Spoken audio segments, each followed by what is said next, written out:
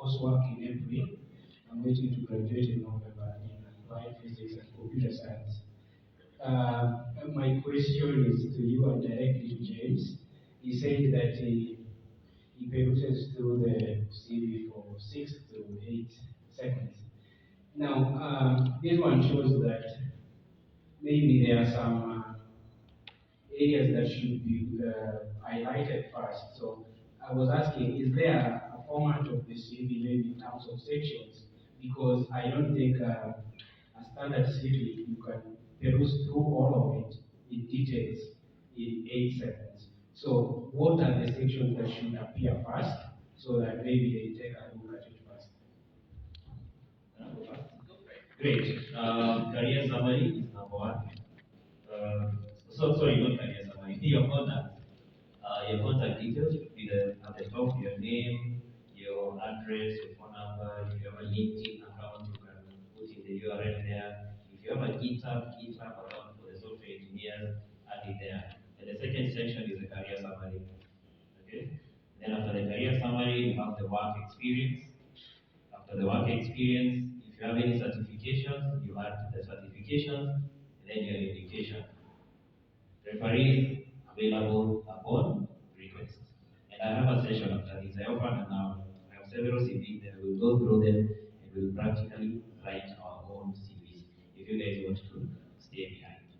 Maggie, for you? I will say what you do not put on your CV. So you don't want to put anything on your CV that is going to bias your recruiter. Your marital status, nobody cares. You're single, you're married, nobody cares. You have children, you don't have children, nobody cares. Don't put that detail on your CV. All it does is create biases. To the point around references, do not put references on your CV. Why? Because recruiters call references ad hoc, and you don't want somebody to just get a phone call from a recruiter that is probably not linked to that specific role that you've applied for. Again, you have very limited real estate on your CV. So length of a CV, especially when you're a graduate, fresh graduate, if I see more than 2 pages, I don't know what you're doing. 2 pages maximum. And do not waste that real estate on things like references, marital status, number of children or not. All that detail, unimportant. Restricted to what James has said. Okay? Good afternoon. My name is Joshua Ngugi. I am a student here, currently in my 4th year. I am pursuing a Bachelor of Science in Public Management. My question is, my question goes to any of you. We understand that in the current age, diversification is important. So doing my course and also doing other certifications online. How do I diversify but not look a jack of all trades in that I'm shallow in my practice? Yeah. You want to take that? I can give it a go. So I think maybe one thing to consider in diversify is your passion. So yes, there's the career, what you're doing in university, what you're going to graduate for, but also there's a passion. Are you passionate about coding? Are you passionate about music? Okay. So I think those sort of give you a guide, because you also don't want to also test everything, because then you end up looking and focused. Okay. Okay. And also to say, one size does not fit all. So you should not have one CV that you send for every single application that you do. So let's say you have done a few coding courses, you have an ACCA, and you have a bachelor's in marketing, and you're applying for a role in tech. Yes, you're diversified, but then you need to figure out which of those elements do you need to front load for the specific role that you're applying for. So customize, customize, customize. One size does not fit all. And sometimes the benefit of being diversified means you can apply for several different jobs, but those CVs that you are applying for those jobs for look pretty different. Customization.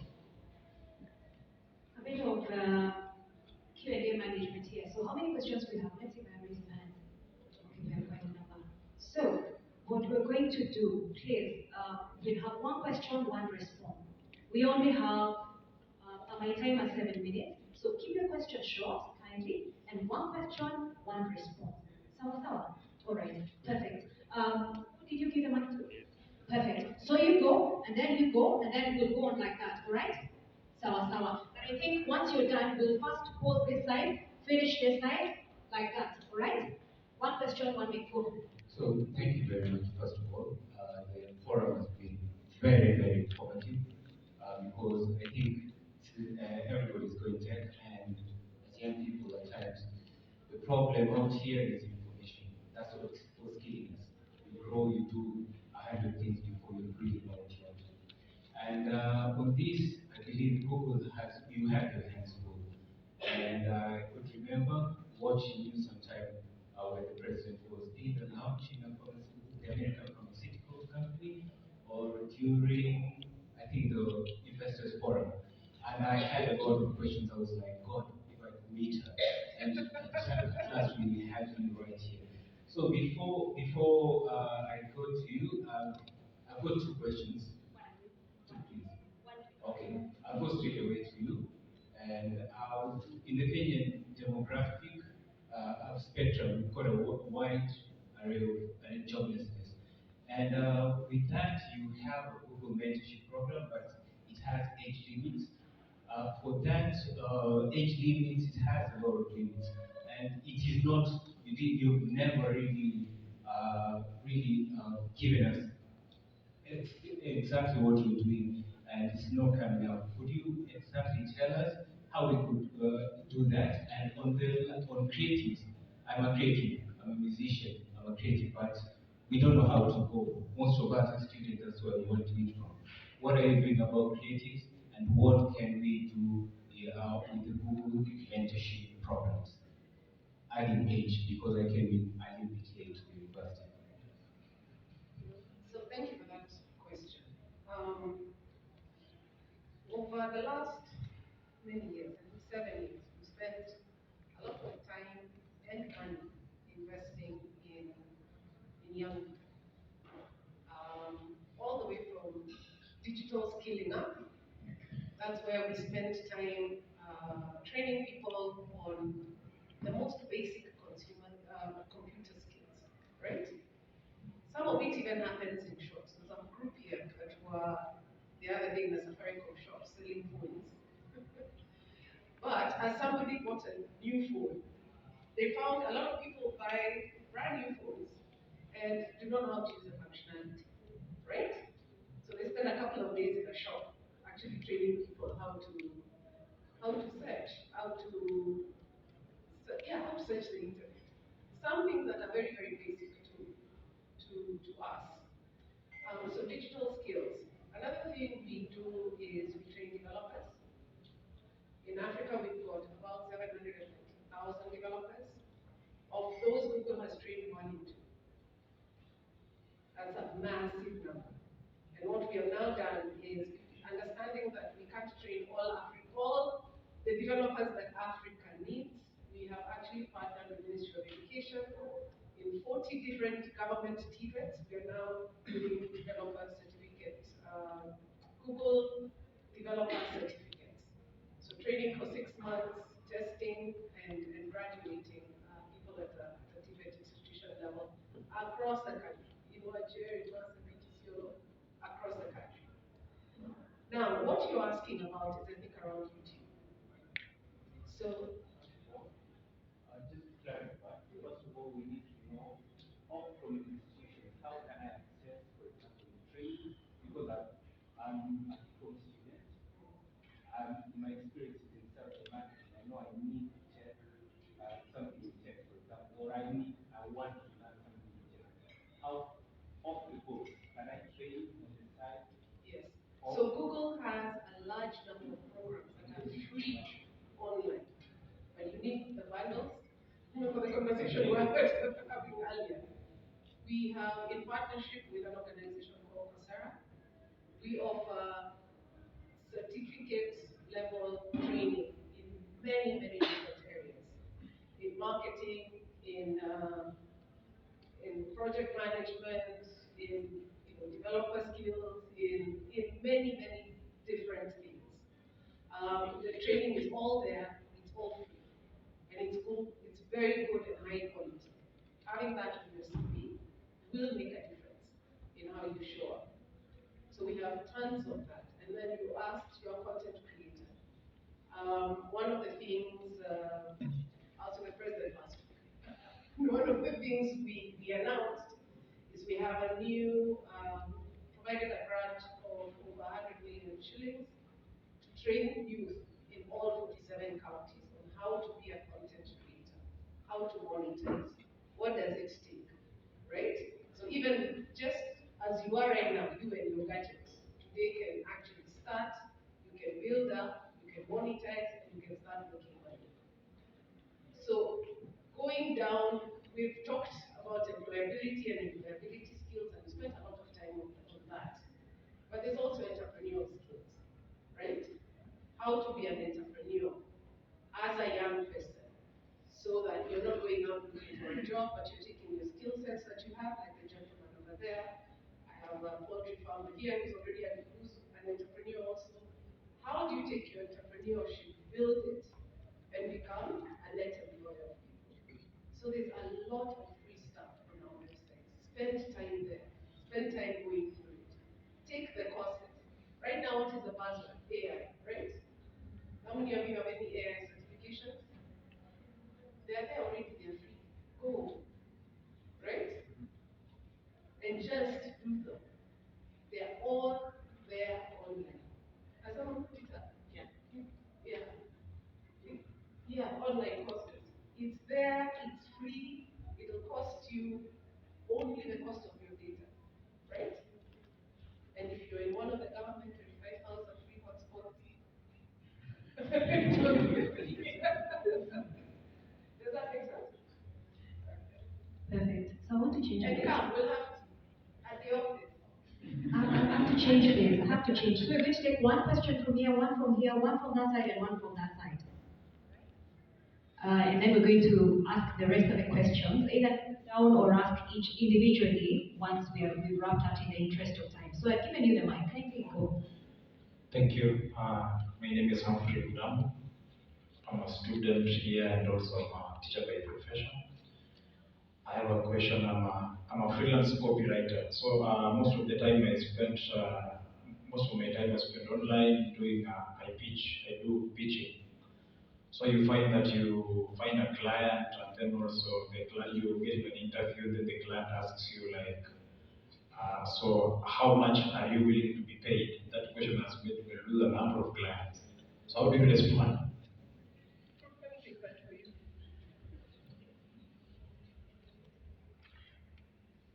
So my standard answer to that, yeah, is interviewing with organizations that are paying between this much and this much for my skills.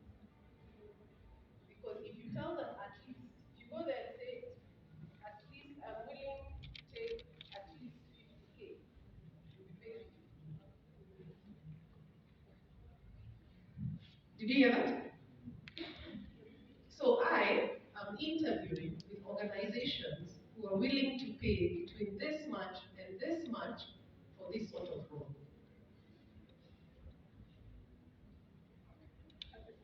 Okay. Does that make sense? As opposed to being asked the question and you're like, I would like at least 50K. Then what are they going to do? They'll pay you 50K. And that job was worth 100K. And you go and answer that question that way when you've already done your research. Kenyans don't like sharing salaries. Right? Yeah. Why? You will all remain underpaid. You have to start sharing. Ask your friends. Same person, same role, same whatever.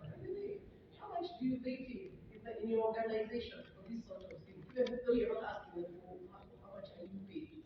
They'll tell you between 120 and on that.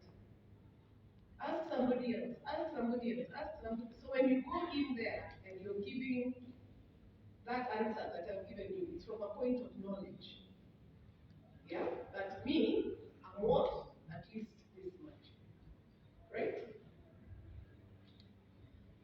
But we only interview with organizations that are able to afford it. Does that make sense? Perfect. So, Let me give you a free resource where you can go and get more information about salary ranges for different roles. Glassdoor.com. Glassdoor. Glass. GLASSDOOR.com. Glassdoor.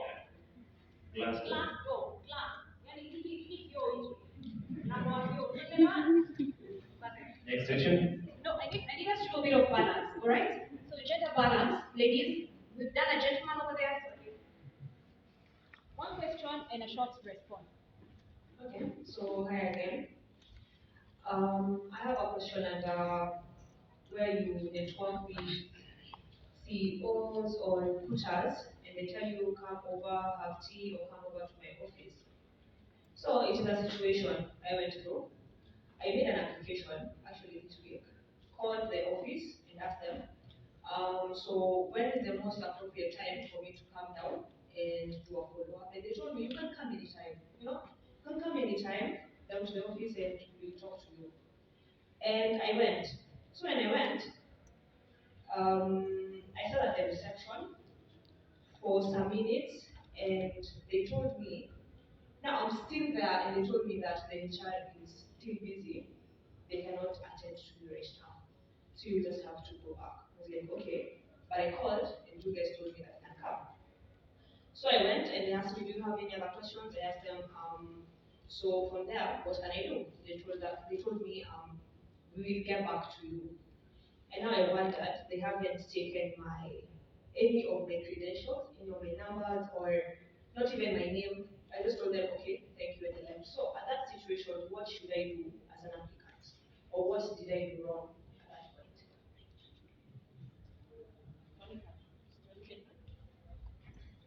Yeah, maybe just to take you back to what I said on an interview being an opportunity for you to interview the company as well as you to be interviewed. If and I know at this stage where opportunities are not easy to come by, you might feel that you have to explore every opportunity. However, observe how the company behaves while they interview you. You need to look at it from both sides. So if they're wasting your time, if they're conducting themselves unprofessionally, and I know ladies, you know exactly what I'm saying, that's an organization that you do not want to be part of. Take your L and go on to the next thing. It's not even an L, that's a serious thing. Okay, hello everyone. My name is Karenzi. I'm an ongoing master's student at Kenyatta University. I'm pursuing agricultural economics. So I've been involved in short-term projects for the time being, and we're currently looking for something long-term. And like in the course of last month, I've always updated my LinkedIn profile, and my major interest has been targeting organizations dealing specifically in agricultural research. So I've always put myself out there, and in the course of last month, I updated this section where you say I'm open to work in this area. So I got over 900 impressions, but out of that, what came up, though it was a bit specific, like interested in agricultural research, something to do with field research, research associate, agricultural economics. So what came up out of that was a role in an insurance company. So that's not what really I want to do. I'm not like so much limiting myself because I'm open. And I would like to know, like, yes, I've somehow seen that most people, the organizations that mostly viewed my profile were two major, the ones I'm really interested in, maybe Indri, Summit. But now, I have not received maybe an email or maybe a link from that. And so my question is, now that I see that most people from the organization are viewing my profile, how do I now know how to maybe approach them to show them um, um, I'm the right person maybe to get along with them? Yes. Yeah, I can check that. Um, let me just give you a practical example of what I've been doing. As I told you, I'm in product marketing, okay? But my background is in tech. And what I was doing before Google was a product marketing, right? And I applied to join Google. How many times? Not one, not twice, not three times, not four times, 15 times. Okay? On the 15th time, I decided to get stacked.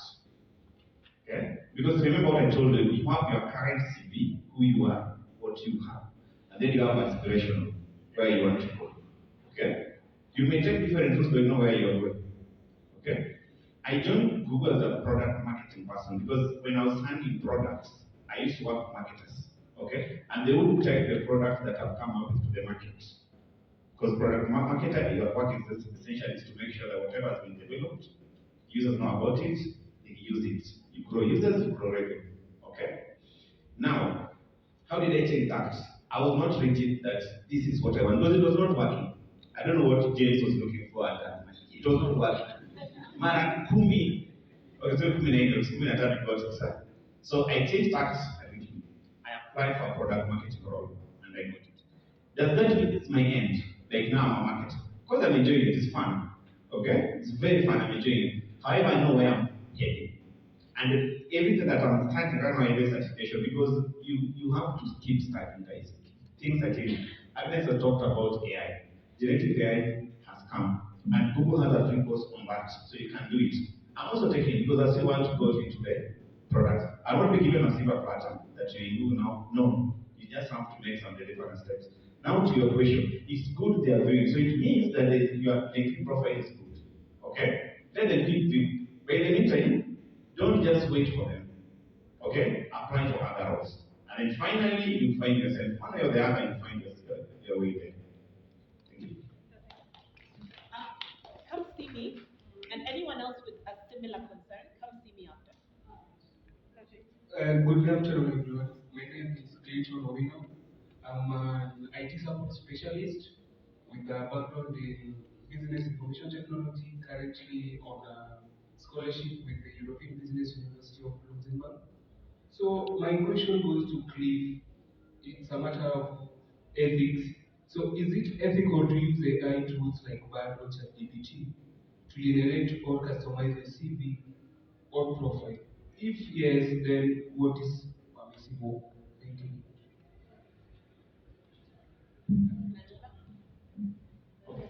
No, it's fine. Yeah, very good. And remember when you are doing the demo here, we are very categorical because AI is your collaborator. It helps you. Leave AI out. Even before that, you used to have internet. Okay? Internet helps you to achieve your goals. Okay? Some people use the internet, okay, to do bad stuff. Some people use the internet to do good stuff. Okay? So AI is also a matter of choice as a person. Because remember, you go use the AI to copy paste. To copy paste the cover letter. James will find out. You not get the role. So did you do justice to yourself? You did it. So AI is as good as you use it. Okay? It's as good as you use it, as you use it. So what you need to know is that use technology to your advantage. Don't abuse it. I don't know if that answers your question.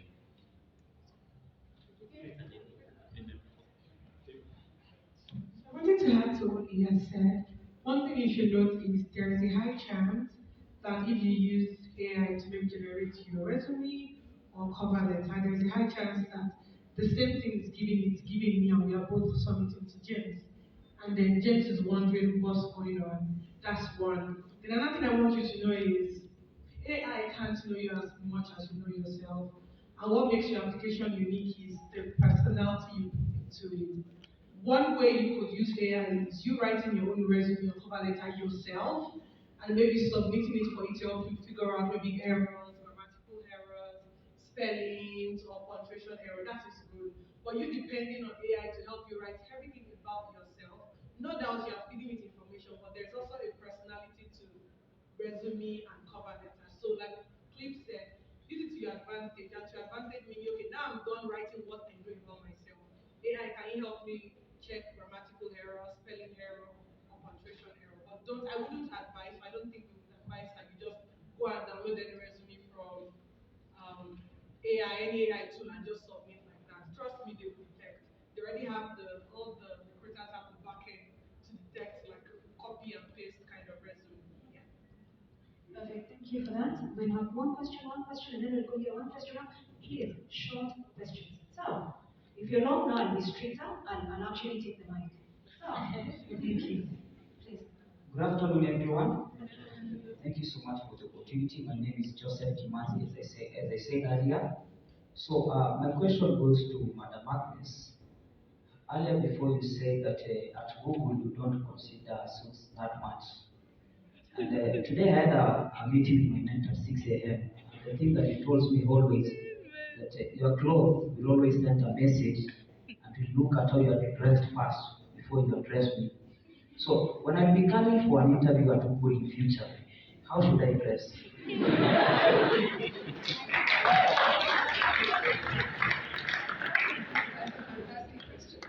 See this team here? Today they dressed up well because they were leaving the office. At Google, we don't spend too much time worrying about how you dress. You can come in shorts and slippers to work. Nobody will do it. What we care about is you bringing your whole self. If your whole self and the best version of you will show up and deliver for Google, if you're in slippers and shorts, then please come in slippers and shorts. If your whole self is high heels, sleek suits, lipstick, please come with that also. At Google, we encourage you to come as your authentic self. So how you show up as the best version of yourself is who we take. So if you want to wear a suit and tie every single day, please wear it. We are good to go. But somehow or other, before I joined Google, I was a banker, so I was always in heels and things. Somehow, the longer you stay there, it's just more downhill. Your dressing becomes, as you just feel more comfortable and start focusing, spending a lot of time focusing on the things that are important. Rachel, don't kill me. If I may, broadening that question, outside of Google, right? If you're not applying for Google, it's critical that you research the organization that you're going to be interviewing at. So, for example, that piece of wise advice will not work at a bank, right? At the bank that Agnes was in earlier. So, back to the point around networking, figure out what is this company's culture, what's acceptable, what's not acceptable, and go on that research. And be decent, please. Just be decent. So. Okay, thank you. Good afternoon. My name is Dennis Shujena. I'm a student at KCA. So I have a question. My question is on networking. But look at where once you surround yourself with those who you want to aspire you should not be using them as a ladder only to get to where you want, but you're not assisting them in any way. So my question is, as a student, it's more obvious that I have nothing to offer to somebody. So my worry, how do you balance between checking on somebody so that they don't see that as disturbing them or saving them?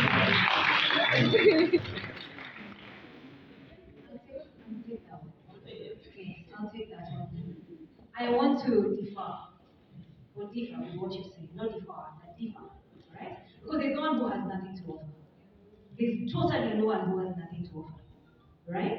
As he's doing his chicken business, He has to do a lot of record keeping, data collection, a lot of that. That's a skill. Don't underestimate it. So I want you to not think, I know you're looking at all these people and seeing years of, and then you compare yourself with them and think, oh my God, will I ever, or how do I match up? It is not yours to match up. You have your skills, right? Whatever you're studying, there are skills you're really good at and unique to you. You can come in and find one of us has a project and you're like, I think I can add value to this project because I have this and this and these skills. You offer that. Even without experience, but you have the skills. Are we together? So does that give you peace of mind? Perfect. Thank you. No one has nothing to offer. Someone else on this side. Okay, lady.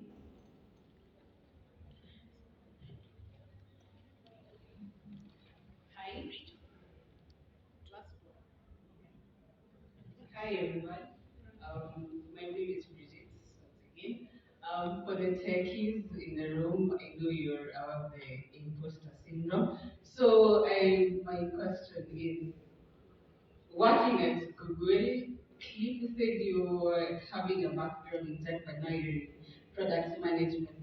I'm taking software development and it's wide and you get a lot of skills. Like, how do I decide now? Okay, and most of the, if I check the responsibilities and roles, I feel like I can fit in this role. So, how do I go about it and settle for, yeah.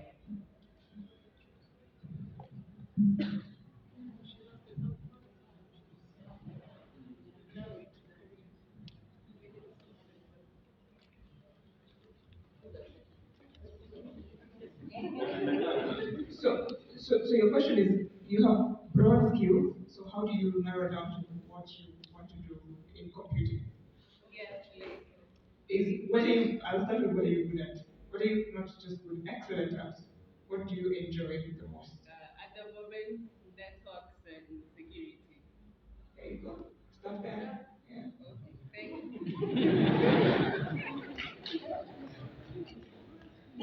Sorry, Rachel. I wanted to add one thing on perspective. I think one thing that I've found is and I say older, please don't beat me. I say older generation is used very lightly, but the older people want to understand what your generation wants and what is the trend in your generation. So that's something that you have to offer. So if that somebody is in whatever X field, you can talk to them about what is Gen Z interested in your field. That is something that they cannot get anywhere else other than from a Gen Z like yourself.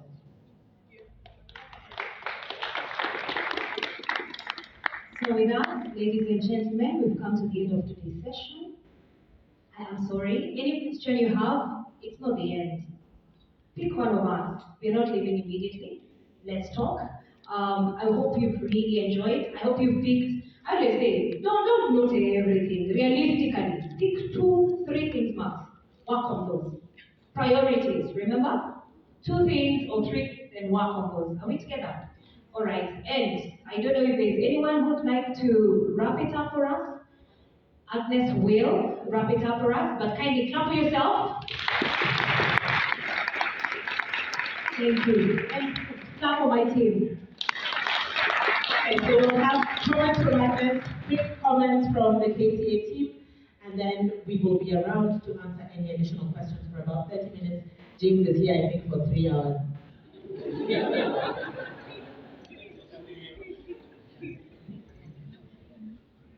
So today I feel bullied. My name has been abused. No, thank you so much. I think now we have more universities here than we had earlier on, right? I saw a large number of people coming a little later. Where are you from? Or you're just walking up late? From what? The group that sat on this side. Where were you coming from? Class. Oh yeah, it's Friday. No, thank you so much. Thank you so much for your attention. You thought out. The ones who had come first were freezing cold and were not smiling when we started. Was it you, Smooth? Yes. It was? was your biggest learning? Like, just shoot your hand up. One thing you're taking away. Yes, look guy in the red shirt. Pardon? Preparation. It was said like a million times. Huh? It's like, yeah. Preparation. What else did you learn? Yes, Bridget. Yes, while as the interviewer, yeah, I think I contacted them, make them a friend. You're well on your way. What did you learn? About the interview, I was not aware about the percentages, the 55, 38, and the 17%. Yeah, right. So that was a new thing So for you me. can have an amazing speech, but no one gets to hear it. Yes. Because they switched off from the rest of you. Yes. Crazy. Research.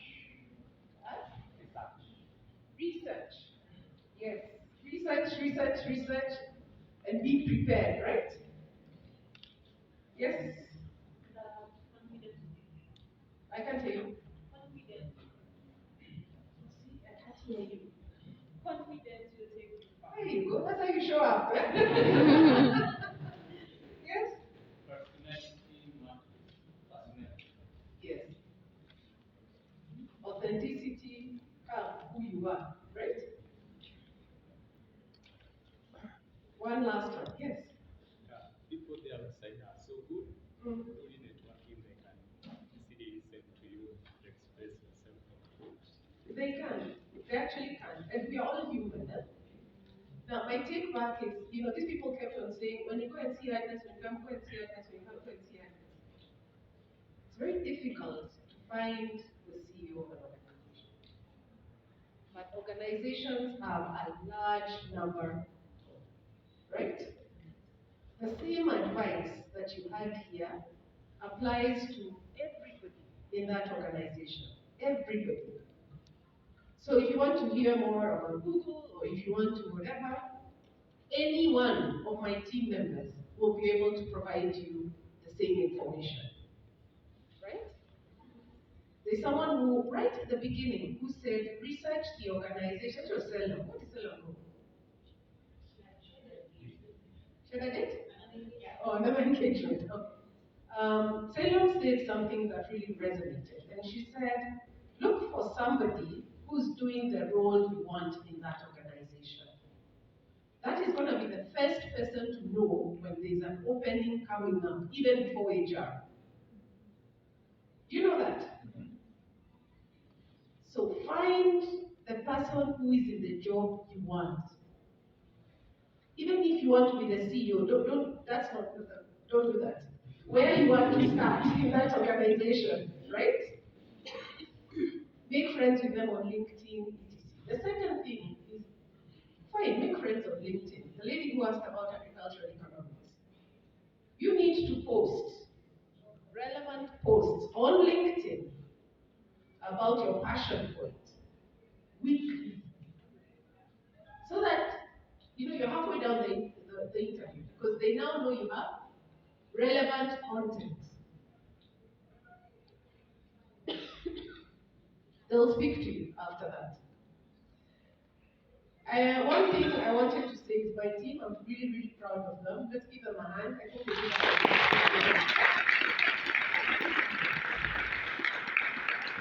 I hope you took away one big thing. Everybody here on this team was once you. There's no one here who was born in heaven, and that's why they are to Google. They were all campus students like yourselves at some point. Most of them local campus, yeah. And they have all done amazingly well in their careers. Many of them, I think short of 2 or 3, are Kenyan. Kenya has amazing talent, and we are good. We are not only good, we are fantastic. At Google, outside Kenya, we have about 150 Kenyans who work for Google all over the world, not in Kenya. During COVID, we hired 9 Kenyans. Literally, so I knew they existed because they couldn't fly out because of lockdown. So they were in my office until the lockdowns disappeared. All those 9 people we hired applied for jobs in our portal, competed globally, and got those jobs. Google then flew them to whichever countries, whether it's Poland, Switzerland, the US, wherever, on our own time, and their families, those who had families, to go and work for us there. We are amazing as Kenyans. So don't sell yourself short. Stand up straight, be proud, and know that you have amazing skills and talent to offer the whole world, not just Kenya. Tumeelewana? Aye, my friends. See you guys, and thank you.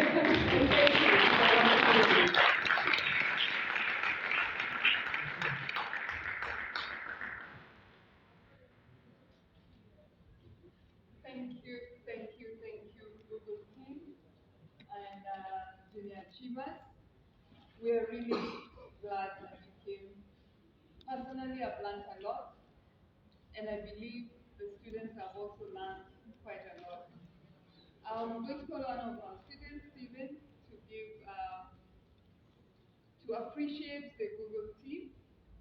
As it comes, I would also like to invite the team that works at the career office, Madam Marion, Cynthia, Bosire. Now, this is the team that has put this together. I'll ask each of them to introduce themselves. And what we can say is that we are really grateful, and especially for the team sitting with us this morning, the whole day, and also the fact that they're still here with us for us to be able to ask questions and also to meet with the HR team. Our students are very creative, very innovative, and I believe they can get space or placement in Google. How many of you would like to work for Google? Everyone. Wow. So that's competition, eh? So yes, you have a chance. All of you have a chance. Just as Agnes has said, it's what you can put on the table. We've already been told how to compete, how to be able to present ourselves in the interviews, what we need to do, and therefore I trust that all of us have a chance. So long as you build your confidence, you know your stuff, you research about the company, you're good to go. So thank you so much. I'll give Marion the thanks. Good afternoon. My name is Marion Amurgat, and I serve here at KCA at the Careers Office. It has been so nice to have KCA as the home for this insightful workshop. Just to thank the JA team for bringing Google on the ground to us, and the Google team for the insightful conversations, and our audience, which comprises of students from different universities as well as recent graduates. Thank you for coming.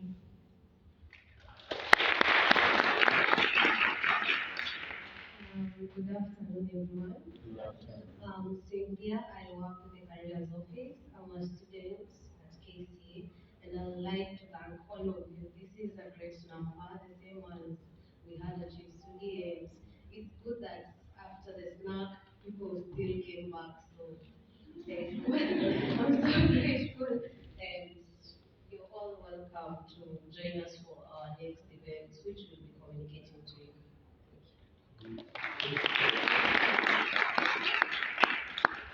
Hi guys, my name is Faith Bosire. I'm a counseling psychologist based in Tom Campus. Also, I work with the careers department. How I actually ended up working with them. As a psychologist, sometimes people don't see the relation. But what we've been told, I think in the last segment, sometimes what you actually want requires you to expand your horizon on what you're doing right now. So what I've actually learned in the past like a year with them is that how I can apply my counseling psychology with careers. So guys, you're welcome. There are professionals in the office. If you need any help, the office is at the student center. Just come, say hi. We do CV reviews, we do mock interviews. There's so much we do. After this, you can also find us there. At least for us, we'll be here throughout. So once they're gone after 2 hours, after 2 hours when they leave, come to the office. You're welcome. So thank you so much. And on behalf of the CEO, Professor Ismail Wakindiki, we would like to really appreciate you, and we have a gift from the CEO. They were not able to be here with us because all the top management, because they are out on an assignment, they are planting trees somewhere in Kitengela, and therefore all of them are there. So I would like to invite Agnes. And okay.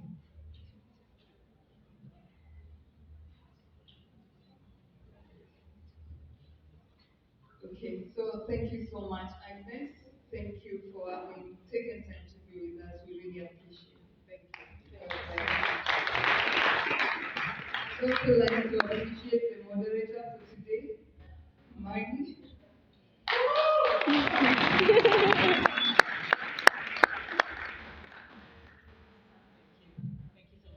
We would also like to appreciate Hulda. She's been with us for the longest time. She's always coming here to support our students. We are really grateful. And for the rest of the GA team, there's something in store for you. We'll definitely send them to your office.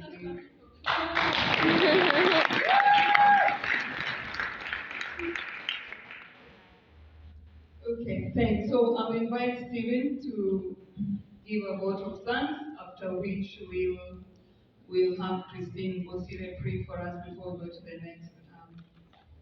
Good afternoon, everyone. I think it's been a wonderful session. Thank you so much, good class. I think we should appreciate the KCA way. I would ask all of us to stand up. Please stand up. And your hands should be free because we are using our hands. We can finish up with a prayer. You can kindly, right?